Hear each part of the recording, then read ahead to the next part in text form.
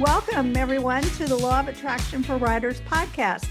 This is where we explore how to align your energy, thoughts, and actions with the writing life you dream about.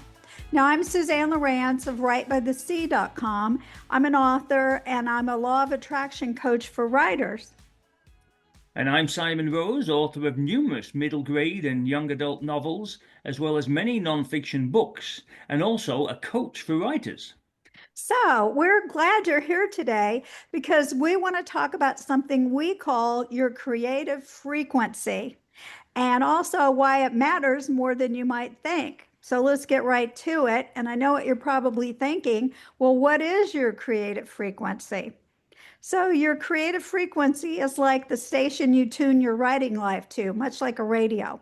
So, if you want to attract more ease, joy, and flow in your writing, you need to tune yourself to ease, joy, and flow before you start writing. So here's the thing, and this is good. Your frequency isn't fixed. You can shift it in minutes.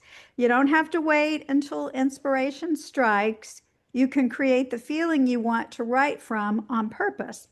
So this is powerful because the law of attraction responds to how you feel in the moment, not just what you say you want. So let's say you want to write a novel, but you sit down to write, and all the while you're thinking, oh, I'm terrible at this. No one will ever want to read it. I'm not going to be able to do this. Well, if you think that way, you're not in the frequency of a confident, successful writer.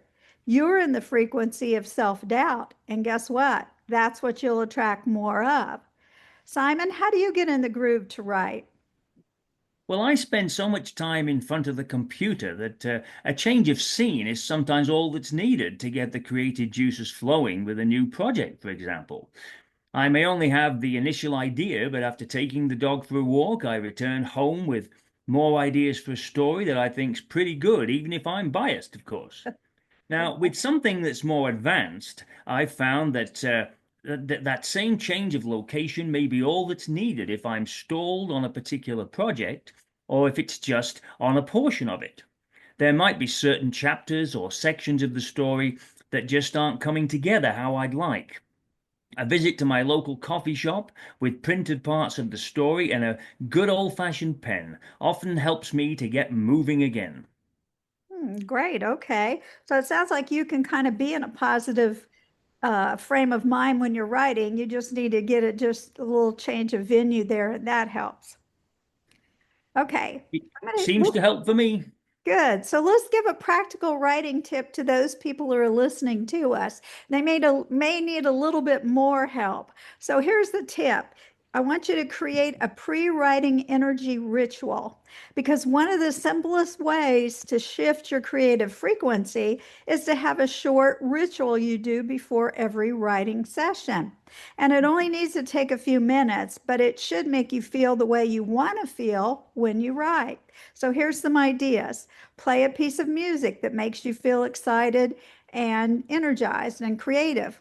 Light a candle or use a scent you associate with inspiration. I also want to caution you, if you're using candles, be very careful with that. Ha! Yes, of course. Yeah, you could read a short passage from a favorite book to spark your own creativity. This is something I do. I don't know if you do this, Simon, but I know if I'm writing something in a specific genre and I have a favorite author in that genre, I often reread just a short passage of theirs to kind of get me in the flow of how to do that. Yeah, not a bad idea at all. And then another thing you can do is just close your eyes for 60 seconds and imagine your book already finished, readers loving it, and you feeling proud. And I always tell my coaching clients sometimes, just imagine you're at your first book signing and everybody's lined up around the block to get your book and get your signature in the book. And that can give you a really cool feeling. Another thing you can do is write down 3 quick things you're grateful for about your writing life right now, even if they're small. Maybe it's just that I'm grateful that I have time to write. I'm grateful that I have all kinds of stories. I'm grateful that I have a wonderful writing space in my home.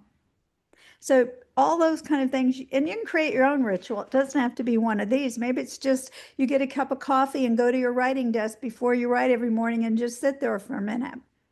But when you repeat the same ritual often, it becomes a mental switch.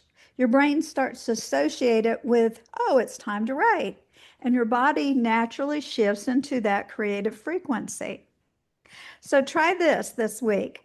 Design your own 3 to 5 minute pre-writing ritual.